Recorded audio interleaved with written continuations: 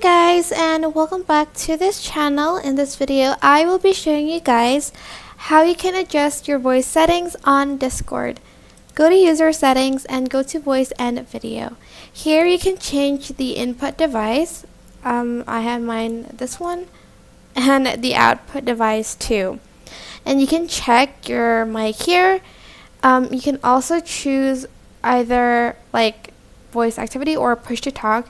You need to like press a button for you to talk, and you can also have like this automatically determine input sensitivity. If you have it off, you're just going to have to do it yourself, but I like to enable it. And here's just some other settings for video. If you press escape and go here, you also have noise suppression. I have mine on, so whenever you enable noise suppression, people won't be able to hear you clap or like tap on a table or like keyboard tapping. They won't be able to hear that.